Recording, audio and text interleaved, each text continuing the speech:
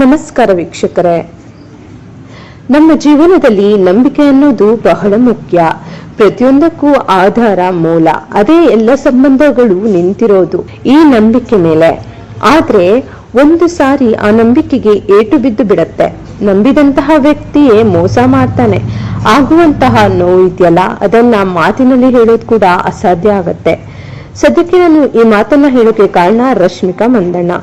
ಇವತ್ತಿನ ವಿಡಿಯೋದಲ್ಲಿ ರಶ್ಮಿಕಾ ಚಿತ್ರರಂಗಕ್ಕೆ ಬಂದಿದ್ದು ಹೇಗೆ ಮತ್ತು ಯಾರಿಂದ, ರಶ್ಮಿಕಾ ಅಭಿನಯದ ಮೊದಲ ಚಿತ್ರ ಅರ್ಧಕ್ಕೆ ನಿಂತಿದ್ದು ಏಕೆ, ರಶ್ಮಿಕಾ ಮನೆ ಮೇಲೆ ಐಟಿ ರೈಡ್ ಆಗಿದ್ದಾದ್ರೂ ಏಕೆ, ರಶ್ಮಿಕಾ ಮಂದಣ್ಣ ಮತ್ತು ರಕ್ಷಿತ್ ಶೆಟ್ಟಿ ಸಂಬಂಧ ಶುರುವಾಗಿದ್ದಾದ್ರೂ ಹೇಗೆ, ಗೀತಾ ಗೋವಿಂದಂ ಎಂಬ ಒಂದು ಸಿನಿಮಾದಿಂದ ರಶ್ಮಿಕಾ ಮಂದಣ್ಣ ಬಾಳಲ್ಲಿ ನಡೆದಂತಹ ಎಡವಟ್ಟಾದ್ರೂ ಏನು, ರಕ್ಷಿತ್ ಶೆಟ್ಟಿ ಮತ್ತು ರಶ್ಮಿಕಾ ಮಂದಣ್ಣ ಸಂಬಂಧ ಮುರಿದು ಬೀಳೋಕೆ ಕಾರಣ ಏನು, ವಿಜಯ್ ದೇವರಕೊಂಡಗೋಸ್ಕರ ರಶ್ಮಿಕಾ ರಕ್ಷಿತ್ ಶೆಟ್ಟಿಗೆ ಮೋಸ ಮಾಡಿದ್ರ ಎಂಬ ಎಲ್ಲ ಆಸಕ್ತಿಕರ ಅಥವಾ ಕುತೂಹಲಭರಿತ ಮತ್ತು ಇಂಟ್ರೆಸ್ಟಿಂಗ್ ಮಾಹಿತಿಗಳನ್ನ ಇವತ್ತಿನ ವಿಡಿಯೋದಲ್ಲಿ ನೋಡೋಣ. ಇವತ್ತಿನ ವಿಡಿಯೋ ಆರಂಭಿಸುವ ಮುಂಚೆ ದಯವಿಟ್ಟು ಚಾನೆಲ್ ಸಬ್ಸ್ಕ್ರೈಬ್ ಮಾಡ್ಕೊಳ್ಳಿ ಮತ್ತು ಪಕ್ಕದಲ್ಲಿರುವಂತಹ ಬೆಲ್ ಬಟನ್ ನ ಪ್ರೆಸ್ ಮಾಡಿ ಹಾಗೂ ವಿಡಿಯೋನ ಲೈಕ್ ಮಾಡಿ. ರಶ್ಮಿಕಾ ಮಂದಣ್ಣ ಆಲಿಯಾಸ್ ರಶ್ಮಿಕಾ ಹುಟ್ಟಿದ್ದು 1996ನೇ ಇಸ್ವಿ ಏಪ್ರಿಲ್ 15ನೇ ತಾರೀಕು. ಕೊಡಗಿನ ವಿರಾಜಪೇಟೆಯಲ್ಲಿ ತಂದೆ ಮದನ್ ಮಂದಣ್ಣ, ತಾಯಿ ಸುಮನ್ ಮಂದಣ್ಣ. ರಶ್ಮಿಕಾಗೆ ಸುಮನ್ ಮಂದಣ್ಣ ಎಂಬ ತಂಗಿ ಕೂಡ ಇದ್ದಾರೆ. ಆಕೆ ಈ ರಶ್ಮಿಕಾಗಿಂತ 16 ವರ್ಷ ಚಿಕ್ಕವಳು. ರಶ್ಮಿಕಾ ಮೂಲತಃ ಶ್ರೀಮಂತ ಕುಟುಂಬದ ಹೆಣ್ಣು ಮಗಳು. ರಶ್ಮಿಕಾ ತಂದೆ ಮದನ್ ಮಂದಣ್ಣ ಅವರ ಬಳಿ 100 ಎಕರೆ ಕಾಫಿ ತೋಟದ ಜೊತೆಗೆ ಒಂದು ಅತಿ ದೊಡ್ಡ ಫಂಕ್ಷನ್ ಹಾಲ್ ಕೂಡ ಕೊಡಗಿನಲ್ಲಿ ಇದೆ. ರಶ್ಮಿಕಾ ಶ್ರೀಮಂತಿಕೆ ಬಗ್ಗೆ ಇನ್ನೂ ಸರಳವಾಗಿ ಹೇಳ್ಬೇಕಪ್ಪ ಅಂದ್ರೆ 2018ನೇ ಇಸವಿಯಲ್ಲಿ ರಶ್ಮಿಕಾ ಮನೆಯ ಮೇಲೆ ಐಟಿ ರೈಡ್ ಕೂಡ ಆಗಿತ್ತು. ಅಂದ್ರೆ ಇವರ ಬಳಿ ಎಷ್ಟು ಆಸ್ತಿ ಇದೆ ಅಂತ ನೀವೇ ಒಮ್ಮೆ ಊಹೆ ಮಾಡಿ ನೋಡ್ಕೊಳ್ಳಿ. ಇಂತಹ ರಶ್ಮಿಕಾ ಮಂದಣ್ಣಳ ಪ್ರಾಥಮಿಕ ವಿದ್ಯಾಭ್ಯಾಸ ನಡೆದಿದ್ದು ಪಬ್ಲಿಕ್ ಸ್ಕೂಲ್ನಲ್ಲಿ. ನಂತರ ಮೈಸೂರು ಯೂನಿವರ್ಸಿಟಿ ಆಫ್ ಕಾಮರ್ಸ್ ನಲ್ಲಿ ಸೈಕಾಲಜಿ ಜರ್ನಲ್ ಎಂಬ ವಿಷಯಕ್ಕೆ ಸಂಬಂಧಪಟ್ಟಂತೆ ಡಿಗ್ರಿ ಮಾಡಿ, Ramaiah college of god sex and commerce ನಲ್ಲಿ ಇಂಗ್ಲಿಷ್ ಲಿಟರೇಚರ್ ಪೂರ್ತಿ ಕೂಡ ಮಾಡಿ ಒಂದು ಕಡೆ ವಿದ್ಯಾಭ್ಯಾಸ ನಡೆಸ್ತಾರೆ, ಇನ್ನೊಂದು ಕಡೆ ಮಾಡೆಲಿಂಗ್ ಕ್ಷೇತ್ರಕ್ಕೆ ಕೂಡ ರಶ್ಮಿಕಾ ಹೆಜ್ಜೆಯನ್ನ ಇಡ್ತಾರೆ. ರಶ್ಮಿಕಾ ಕೆಲವೊಂದಿಷ್ಟು ಜಾಹೀರಾತುಗಳಲ್ಲಿ ಕೂಡ ಕಾಣಿಸಿಕೊಳ್ತಾರೆ. ಇನ್ನು ಕೇವಲ 16 ವರ್ಷಕ್ಕೇನೆ ಅಂದ್ರೆ 2017ರಲ್ಲಿ clean and clear face of India title ಅನ್ನ ಕೂಡ ರಶ್ಮಿಕಾಗೆ ಹೋದ್ರೆ ಇದರಿಂದ ಆ ಸಂಸ್ಥೆ ತಮ್ಮ ಬ್ರ್ಯಾಂಡ್ ಅಂಬಾಸಿಡರ್ ಆಗಿ ರಶ್ಮಿಕಾನ ನೇಮಿಸಿಕೊಳ್ಳುತ್ತೆ. ಜೊತೆಗೆ ಈ ಕಂಪನಿಯ ಜಾಹೀರಾತುಗಳಲ್ಲಿ ಅಂದ್ರೆ ಅಡ್ವರ್ಟೈಸ್ಮೆಂಟ್ ನಲ್ಲಿ ನಟಿಸುವಂತ ಅವಕಾಶ ಕೂಡ ರಶ್ಮಿಕಾಗೆ ಸಿಗುತ್ತೆ. ಇನ್ನು ಇದೇ ಸಮಯದಲ್ಲಿ ಟೈಮ್ಸ್ ಆಫ್ ಇಂಡಿಯಾ ಎಂಬ ಪ್ರಸಿದ್ಧ ಪತ್ರಿಕೆಯೊಂದಕ್ಕೆ ರಶ್ಮಿಕಾ ಮಂದಣ್ಣ, ನನಗೆ ಸಿನಿಮಾದಲ್ಲಿ ನಟಿಸೋಕೆ ಅಂತಹ ಆಸಕ್ತಿ ಇದೆ, ಯಾರಾದ್ರೂ ಯಾವ್ದಾದ್ರು ಒಳ್ಳೆ ಚಾಪ್ಟರ್ ನ ಕೊಟ್ರೆ ತಪ್ಪದೆ ನಟಿಸ್ತೀನಿ ಅಂತ ಹೇಳಿಕೆಯೊಂದನ್ನ ಕೊಟ್ರು. ರಶ್ಮಿಕಾ ಕೊಟ್ಟಂತಹ ಇಂಟರ್ವ್ಯೂ ದೊಡ್ಡ ಮಟ್ಟದಲ್ಲಿ ಆ ಸಮಯದಲ್ಲಿ ವೈರಲ್ ಕೂಡ ಆಗಿತ್ತು. ರಶ್ಮಿಕಾ ಫೇಸ್ಬುಕ್ ನಲ್ಲಿ ಇರುವಂತಹ ಪ್ರೊಫೈಲ್ ಕನ್ನಡ ಸಿನಿಮಾ ನಿರ್ದೇಶಕರ ಕಣ್ಣಿಗೆ ಬಿತ್ತು. ಇನ್ನು ಅದೇ ಸಮಯದಲ್ಲಿ ನಿರ್ದೇಶಕ ರಿಷಬ್ ಶೆಟ್ಟಿ ಕಿರಿಕ್ ಪಾಟಿ ಎಂಬ ಕನ್ನಡ ಸಿನಿಮಾ ಒಂದನ್ನ ಆರಂಭಿಸಿ ಹೊಸ ಕಲಾವಿದರಿಗಾಗಿ ಹುಡುಕಾಟ ನಡೆಸೋಕೆ ಆರಂಭಿಸ್ತಾರೆ. ಜೊತೆಗೆ ಕೆಲವೊಂದಿಷ್ಟು ಪತ್ರಿಕೆಗಳಲ್ಲಿ ಕಿರಿಕ್ ಪಾಟಿ ಎಂಬ ಆ ಸಿನಿಮಾಗೆ ನಾಯಕಿಯರ ಅವಶ್ಯಕತೆ ಇದೆ, ಕಲಾವಿದರು ಬೇಕಾಗಿದ್ದಾರೆ ಅನ್ನೋ ಟ್ವೀಟ್ ಗಳನ್ನ ಕೂಡ ಕೊಟ್ಟಿದ್ರು. ಇದನ್ನು ನೋಡಿದಂತಹ 2000ಕ್ಕೂ ಅತಿ ಹೆಚ್ಚಿನ ಹುಡುಗಿಯರು ತಮ್ಮ ಫೋಟೋಗಳನ್ನ ರಿಷಬ್ ಶೆಟ್ಟಿಗೆ ಕಳಿಸ್ತಾರೆ. ಅವಕಾಶಕ್ಕಾಗಿ ಎದುರು ನೋಡ್ತಿದ್ರು. ಆದ್ರೆ ಅದರಲ್ಲಿ ಫೈನಲ್ ಆಗಿ ಸೆಲೆಕ್ಟ್ ಆಗಿದ್ದು 400 ಜನ. ಈ ಕಿರಿಕ್ ಪಾಟಿ ಸಿನಿಮಾದಲ್ಲಿದ್ದು 2 ಹೀರೋಗಳು, ಇದರಿಂದ ಬೇಕಾಗಿದ್ದು 2 ಹೆಣ್ಣು ಮಕ್ಕಳು. ಅದರಲ್ಲಿ ಒಬ್ಬಳ ಪಾತ್ರ ಅಂತೂ ಸಂಪೂರ್ಣವಾಗಿ ಫ್ರೆಂಡ್ಸ್ ನ ಕೇಳ್ತಾ ಇತ್ತು. ಅದೇ ಸಂದರ್ಭದಲ್ಲಿ ರಿಷಬ್ ಶೆಟ್ಟಿಗೆ ರಶ್ಮಿಕಾ ಟೈಮ್ಸ್ ಆಫ್ ಇಂಡಿಯಾ ಪತ್ರಿಕೆಗೆ ಕೊಟ್ಟಂತಹ ಇಂಟರ್ವ್ಯೂ ಮತ್ತು ಆಕೆಯ ಫೋಟೋ ಕಣ್ಣಿಗೆ ಬಿತ್ತು. ರಿಷಬ್ಗೆ ರಶ್ಮಿಕಾ ಇಷ್ಟ ಆದ್ಲು. ತಕ್ಷಣ ಆಕೆಯನ್ನ ಸಂಪರ್ಕ ಮಾಡ್ತಾರೆ.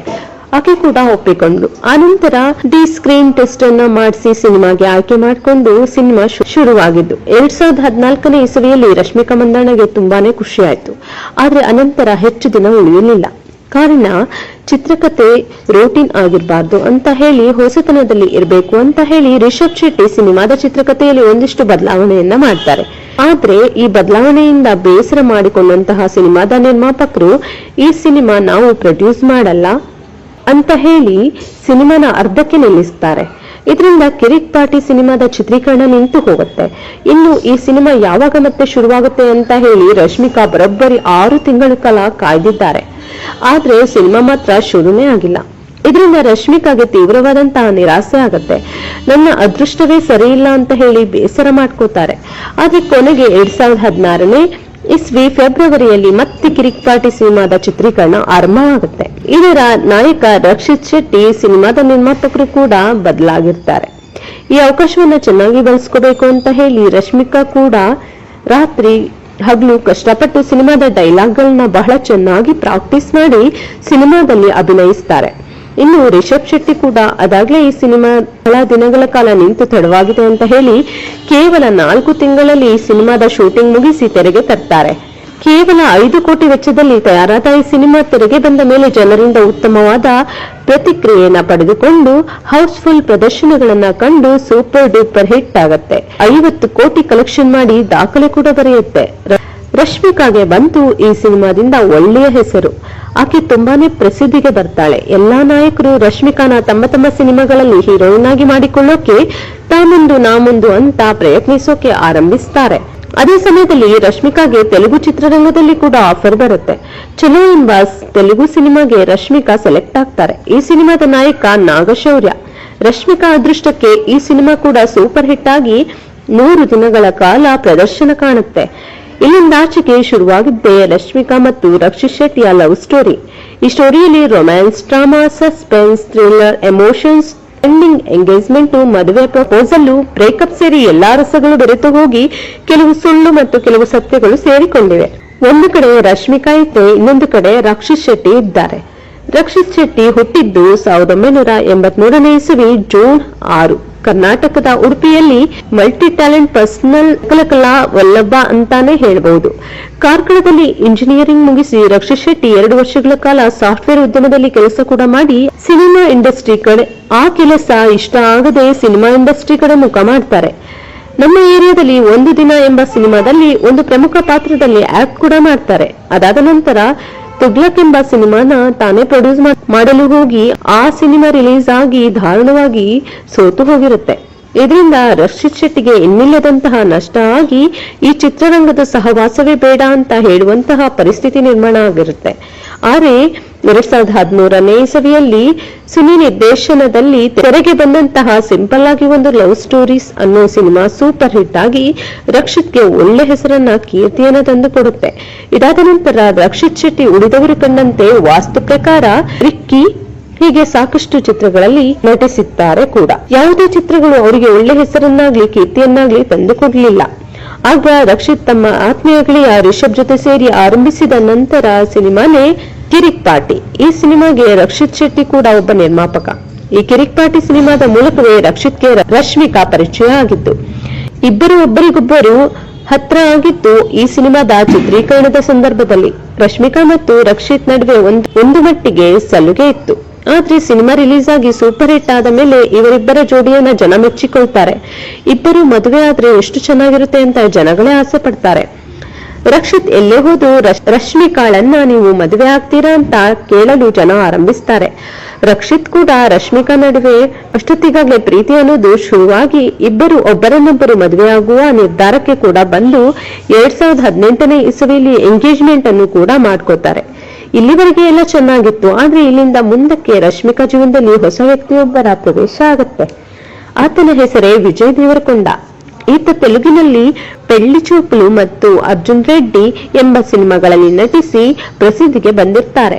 ಈತನ ಮುಂದಿನ ಸಿನಿಮಾ ಗೀತಾ ಗೋವಿಂದಂಗೆ ನಾಯಕಿಯಾಗಿ ರಶ್ಮಿಕಾ ಆಯ್ಕೆಯಾಗಿರ್ತಾಳೆ.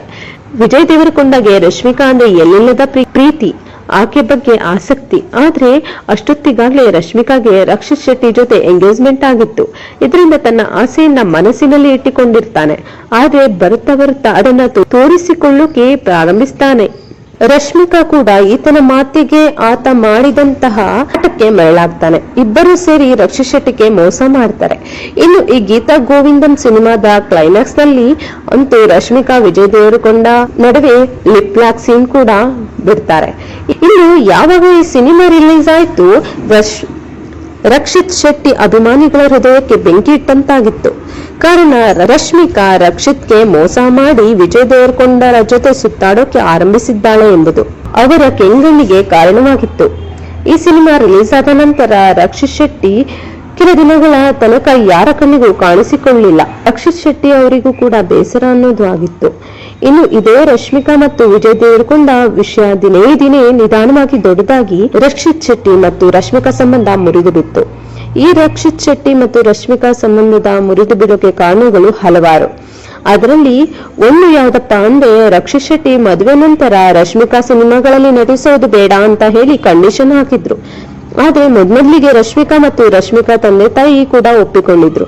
ಆದ್ರೆ ಯಾವಾಗ ರಶ್ಮಿಕಾ ಅಭಿನಯದ ಸಿನಿಮಾಗಳು ಒಂದರ ಹಿಂದೆ ಒಂದು ಹಿಟ್ಟಾಗೋಕೆ ಆರಂಭವಾಯ್ತು, ರಶ್ಮಿಕಾ ಯಾವಾಗ ನಟಿಯಾಗಿ ಬಿಟ್ಲೋ ಆಕೆಯ ಸಂಭಾವನೆ ಕೋಟಿಯ ಗಡಿ ದಾಟಿತ್ತು. ಸಿನಿಮಾವೊಂದಕ್ಕೆ ರಶ್ಮಿಕಾ 2 ರಿಂದ 3 ಕೋಟಿ ಹಣವನ್ನ ಪಡೆಯೋಕೆ ಆರಂಭಿಸಿದ್ಲು.